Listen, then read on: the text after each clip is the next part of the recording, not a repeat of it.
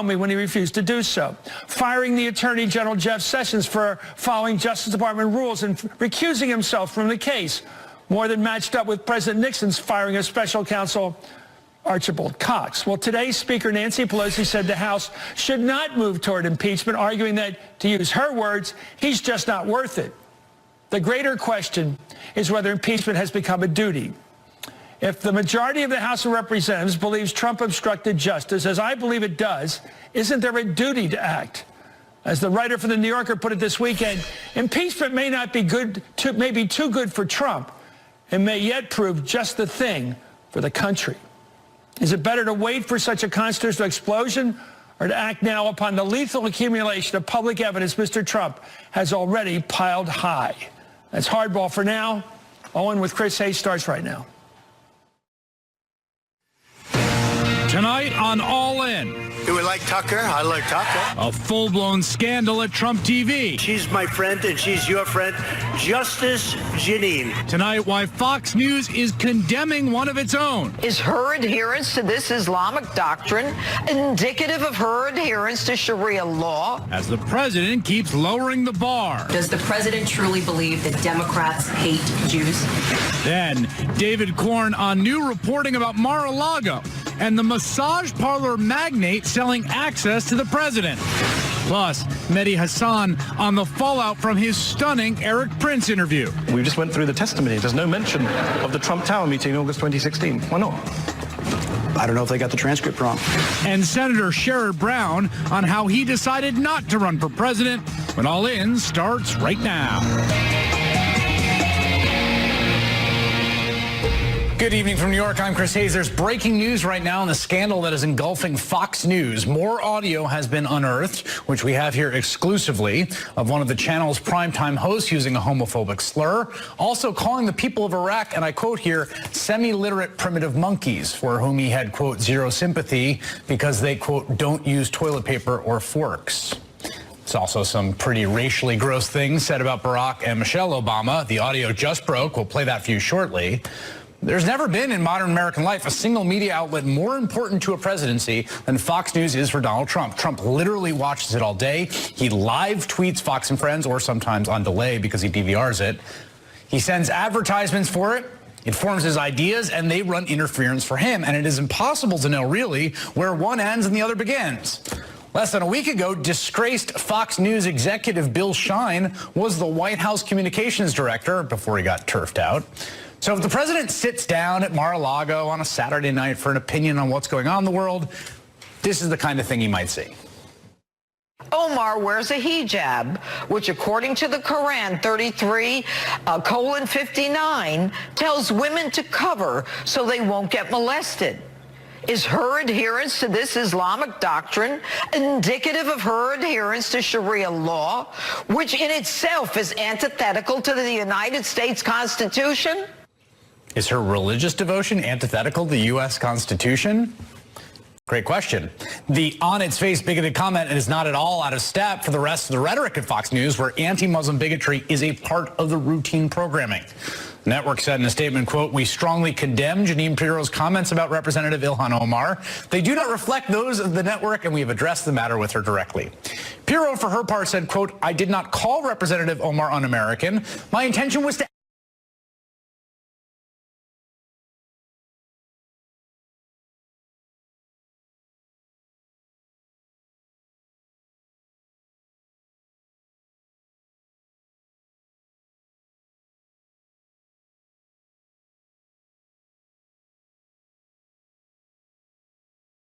ugliness of a lot of the things online. And I'm not defending the creepiness on the internet. I hate it, just like you do.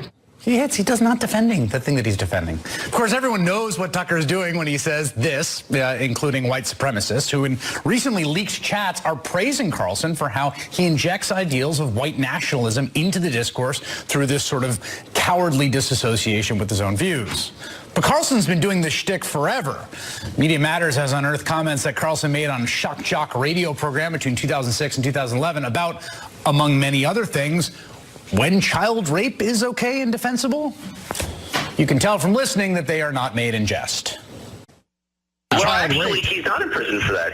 Warren Jeffs didn't marry underage girls. No, he's in prison for facilitation of child rape. Whatever the hell that means. That means he's in prison because he's weird and unpopular, and he has a different lifestyle that other people find creepy. No, he's an accessory to the rape of children. That is a felony, and a serious one at that.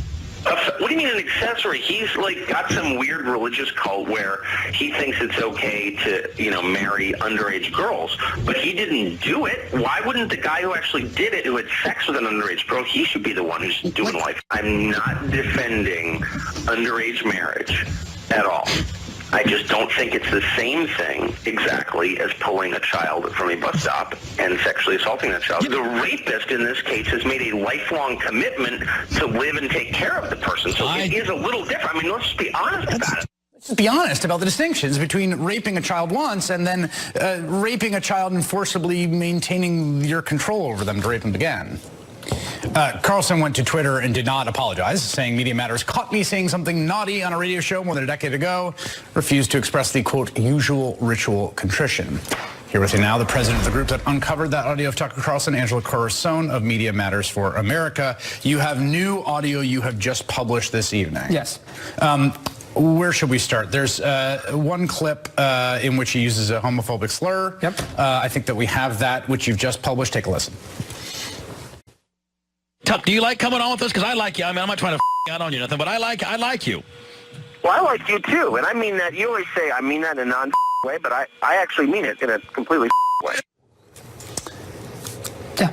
I mean, I think what struck me about a lot of these clips was not just the fact that they're so consistent with the things that he says now, but the comfort in which he says it. It sounds like you're actually getting to see the real Tucker Carlson. In all of his profiles, they talk about how private he is, how he lives behind this really deep veneer, how detached he is, right? It's a strange thing. I feel like that's the real Tucker.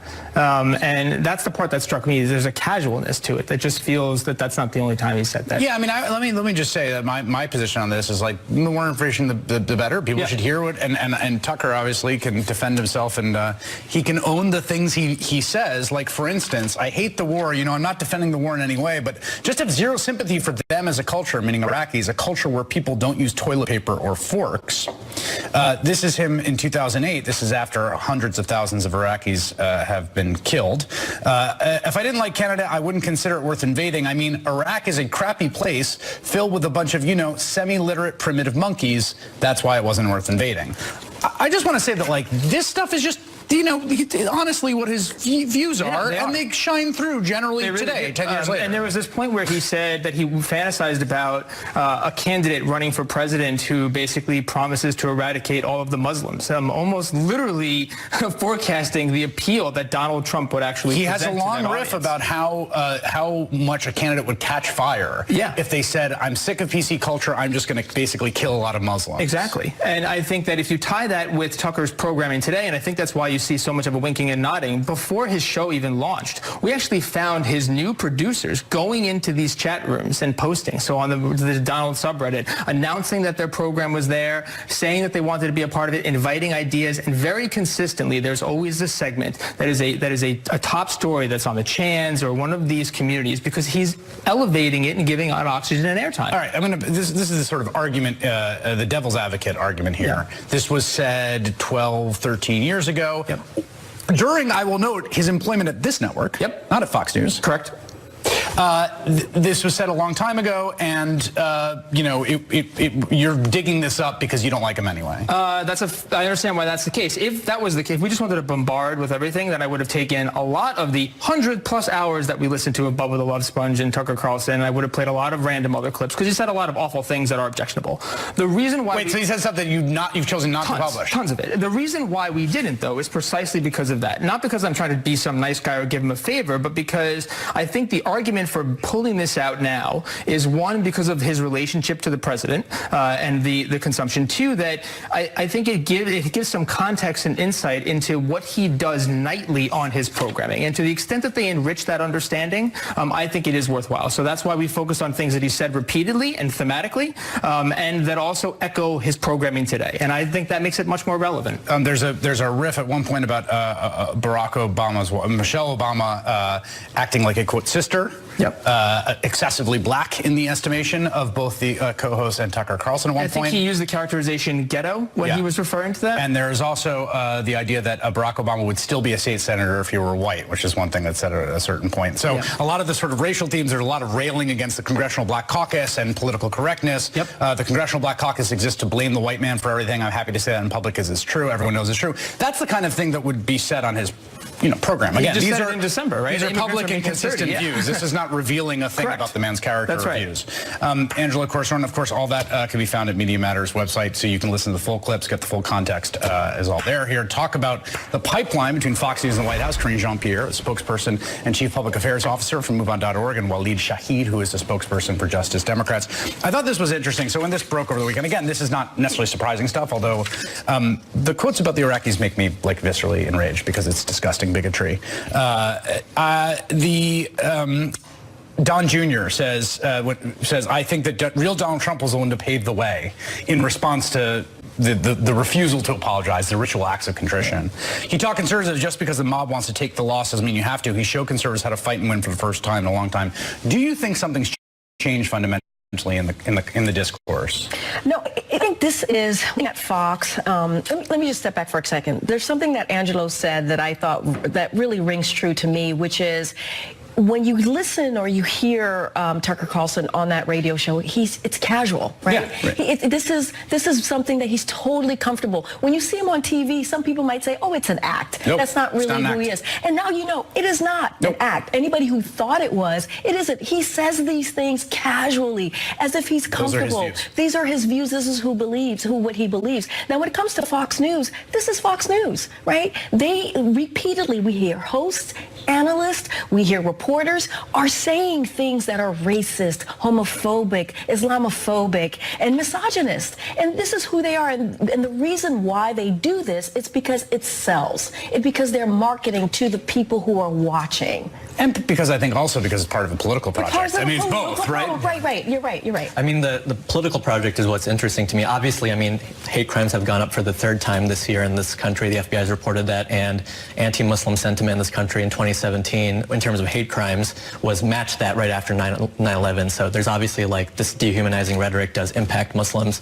on a regular daily life aspect. In terms of the marriage between Fox News and the Republican Party is a coalition of kind of white nationalism and corporate greed. And the thing that makes me sick about it is the fraudsters who work at Fox News at the top, the highest levels of Fox News, are the people sitting at the top of America's oligarchy. And they're the people who keep peddling out these conspiracy theories about Muslims and black people being the ones to blame for our country's problems. And they genuinely believe it. And at the same time, they're making millions of dollars off this stuff. I just want to be clear because to me, one of the key things I think to understand about the Trump presidency in this moment and the reason this tape, I think, is, and actually I was glad that Pirro said what she said insofar as she just said what is the belief of many people at that network and in the conservative movement, which is that this woman with a hijab is obviously antithetical to the American Constitution. Just come out and say it. Own your views. Don't pretend they're otherwise. But let me just say one thing about your point. All that misogyny, that bigotry, it's not an act. Like the oligarchs and the president who sit there getting their brain rotted by it, that's their belief system. That's their belief. That is their true core, if you will. And Pirro, the thing that's interesting about Pirro is she didn't ad-lib that. No, they got loaded in the prompter. And she read it. Somebody wrote that for her, and presumably an executive producer or producer approved that language. Look, this is what Fox done, and they've been doing this before Donald Trump. Let's be very, very clear. All the hatred that they spewed during the Obama administration. And this is just who they are. Even Rupert Murdoch back in 2015 was tweeting things that was Islamophobic and hateful and disgusting. The thing is they package this thing and they do it 24/7. Lies, hate, and it's really just awful and disgusting. There's a sort of vanguard part of it too, right? So they're appealing to the base, but we've seen with the Green New Deal, for instance, right? This just full assault. I mean, it's got Sharia law in it too. But so does it really? I didn't know about that angle of it. But just the degree to which the White House and they are intertwined is sort of indistinguishable. There's also a useful propagandistic role on these very specific political moments. I mean, Trump introduced today billions of dollars of cuts to Medicare. Most of Fox News' viewers, I assume, are on Medicare, and they're not going to be covering that because what they want you to see is the idea of this new browning America, the AOCs, the Ilhan Omars of the world, that they're the ones who want to at the end of the day, this is where the Fox News executives come into play, because at the end of the day, the reason they're peddling these conspiracy theories is just because they don't want people to vote to raise taxes on them to make sure that everyone in this country has health care. And that's what's so sad and sickening about Fox News, is at the end of the day, the reason we can't have nice things in America is because of the people in the Republican Party and Fox News who are colluding to destroy the social fabric of this country. I saw someone note over the weekend that if you look at the internal politics of Australia, England, and the U.S., they're all a basket case in sort of similar ways of this sort of like revanchist right wing. And that's where Rupert Murdoch made his bones in all three places. Exactly. You would say that it is shameful, but they have no shame. They feel no shame because, like you said, it is their core. This is what they believe. Look, and there's also this really bizarre relationship, too, the sick relationship. Like Donald Trump needs Fox and Fox needs Donald Trump. Yes. And the thing about it, too, is yes, it's a propaganda state TV, Fox News. And the problem is Donald Trump's only getting his information from Fox News. Literally how the president learns in the world. And it is like a classic example of they are using what they're dealing. They all are. Right? There's no distinction between the two. And the president he's a consumer, an avid consumer. His view of the world as he is proud to tell you is formed in real time by the information that comes into him from folks who say that Iraqis, for instance, are semi-literate primitive monkeys. That's their belief about the world. This is the man making American foreign policy. And Tucker Carlson was going to be this kind of rising intellectual star of the Republican Party just 10 or 15 years ago, and that tells you where the Republican Party is at in terms of the genuine intellectualism of their ideas of kind of free market economics and social conservatism. It's all scam. Yeah, it's not an act. They believe what they believe, which is the important takeaway from this. Karine Jean-Pierre and Waleed Shahid, thank you both. Next, the Mar-a-Lago member, Trump donor, and massage parlor magnate who is reportedly selling access to the president. Who is Cindy Yang, and what in the name of God is happening at the president's golf resort? Next. With my hepatitis C, I felt I couldn't be at my best for my family. In only 8 weeks with Maverick, I was cured and left those doubts behind. I faced reminders of my Hep C every day, but in only 8 weeks with Maverick, I was cured.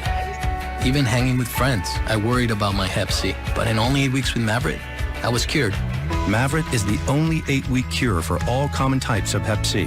Before starting Maverick, your doctor will test if you've had hepatitis B, which may flare up and cause serious liver problems during and after treatment. Tell your doctor if you've had hepatitis B, a liver or kidney transplant, other liver problems, HIV-1, or other medical conditions, and all medicines you take, including herbal supplements. Don't take Maverick with atazanavir or rifampin, or if you've had certain liver problems. Common side effects include headache and tiredness.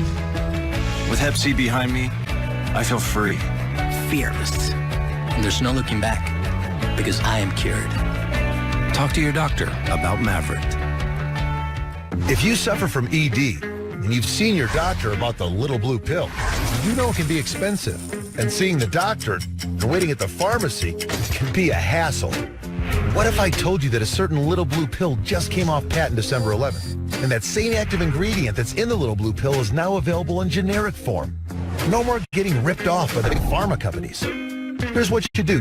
Just go to 4hims.com/ED and get started for just $5 while supplies last.